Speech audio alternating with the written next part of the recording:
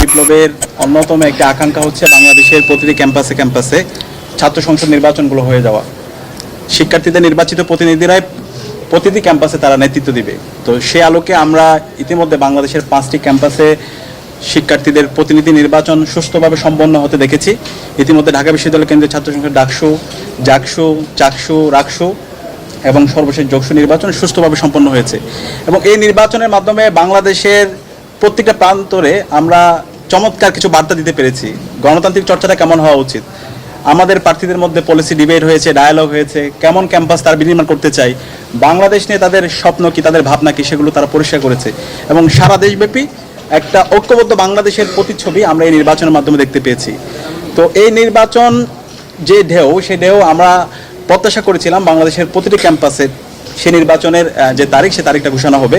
এবং সে আলোকে কিছু ক্যাম্পাসের তারিখ ঘোষণা হয়েছে। আপনারা জানেন শাহজালাল বিজ্ঞান ও প্রযুক্তি বিশ্ববিদ্যালয়ের নির্বাচনের যে তারিখ দেওয়া হয়েছিল 20 জানুয়ারি, এবং বেগম রোকেয়া বিশ্ববিদ্যালয়ের নির্বাচন তারিখ দেওয়া হয়েছিল। সেই তারিখ ইতিমধ্যে নির্বাচন যেন সঠিক সময় না হয়, সেটার জন্য বিভিন্ন ধরনের আমরা অপপ্রয়াস দেখতে পেয়েছি। গতকালকে নির্বাচন কমিশন থেকে একটি প্রজ্ঞাপন হয়েছে, সেই প্রজ্ঞাপনের উপর ভিত্তি করে নির্বাচন বন্ধ করার জন্য আমরা অপপ্রয়াস দেখতে পেয়েছি। এবং এই অপপ্রয়াস দেখার সাথে সাথে আমরা গভর্নমেন্টের যারা অংশীজন আছে তাদের শাহজালাল বিজ্ঞান প্রযুক্তি বিশ্ববিদ্যালয়ের ভিসি থেকে শুরু করে প্রশাসনের সাথে আমরা কথা বলেছি। এবং আজকে সর্বশেষ নির্বাচন কমিশন এসেছি। আজকে নির্বাচন কমিশনার সাথে আমাদের ফলপ্রসূ আলাপ হয়েছে। আমরা আমাদের কনসার্নগুলো জানিয়েছি। আমরা বলেছি নির্বাচন হবে আগামী মাসের 12 ফেব্রুয়ারি, আর শাহজালাল বিজ্ঞান ও প্রযুক্তি বিশ্ববিদ্যালয়ে নির্বাচন হবে 20 জানুয়ারি। 3 সপ্তাহ বাকি আছে। এই 3 সপ্তাহ আগে এই ধরনের নিরাপত্তার অজুহাত দেখিয়ে নির্বাচন বন্ধ করে দেওয়া, এটা কোনো ধরনের যৌক্তিক সিদ্ধান্ত হতে পারে না। এটা সম্পূর্ণ একটা অগণতান্ত্রিক সিদ্ধান্ত। শিক্ষার্থীদের নির্বাচিত প্রতিনিধিরা প্রতিটি ক্যাম্পাসে নেতৃত্ব দিবে। শিক্ষার্থীরা যাকে চায় সেই তাদের নেতা প্রতিনিধি হিসেবে সে নির্বাচিত হবে। সুতরাং এই ধরনের অগণতান্ত্রিক সিদ্ধান্ত ছাত্র সমাজ মেনে নেবে না। এবং এই নির্বাচনে প্রায় 4 কোটি তরুণ। সুতরাং আপনারা এমন কোনো কাজ করবেন না, নির্বাচন কমিশন এমন কোনো কাজ করবেন না যার মাধ্যমে তরুণদের আপনাদের প্রতি আস্থাহীনতা তৈরি হয়। সুতরাং এই নির্বাচনটা যেন অবাধ, সুস্থ এবং নিরপেক্ষ হয়, সে জায়গায় তাদের দায়িত্বশীল আচরণ করতে হবে।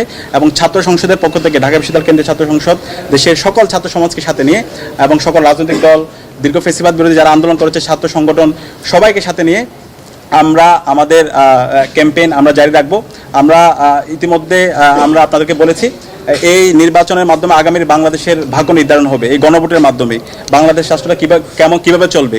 আমরা যে দীর্ঘদিনের যে সংস্কারের কথা বলছি, আমাদের শহীদরা যে জন্য জীবন দিয়েছে, এই সংস্কারগুলো যদি আমরা বাস্তবায়ন করতে চাই তাহলে আমাদের এই গণভোটে হাকে বিজয় করতে হবে।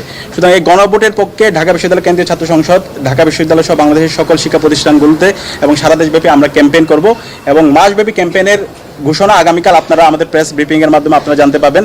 এবং আমরা বিশ্বাস করি দীর্ঘ ফেসিবাদ বিরুদ্ধে আমরা যারা আন্দোলন করেছি, আমরা সবাই এই গণভোটে হাকে বিজয় করার জন্য, হাতে সিল মারার জন্য এবং আগামীর বাংলাদেশের ফেসিবাদী কাঠামোকে ভেঙে চুরমার করে দেওয়ার জন্য এবং নতুন রাজনৈতিক সংস্কৃতি বিনির্মাণ করার জন্য এবং গণতান্ত্রিক একটা স্থায়ী রূপে আমাদের এই দেশকে নিয়ে যাওয়ার জন্য আমাদেরকে এই গণভোটের জন্য আমাদের গণ ক্যাম্পেইন করতে হবে। না ভোটের ক্যাম্পেইন যারাই করছে, আমরা দেখছি না ভোটে যারা ক্যাম্পেইন করছে তারা হচ্ছে ফেসিস, যারা বাংলাদেশকে সেই আগের পেছনের কাদায় নিয়ে যেতে চায়, বাংলাদেশে আবার সেই পিলকানা ট্র্যাজেডি ঘটাতে চায়, বাংলাদেশে আবার সেই শাপলা ম্যাসাকার করতে চায়, আলেমুলামাদের হত্যাকাণ্ড চালাতে চায়, আবার সে আইনাগর তৈরি করার মাধ্যমে তারা এখানকার নাগরিকদেরকে গুম করতে চায়, খুন করতে চায়, ক্যাম্পাসগুলোকে সন্ত্রাসের রাজত্ব কায়েম করতে চায়।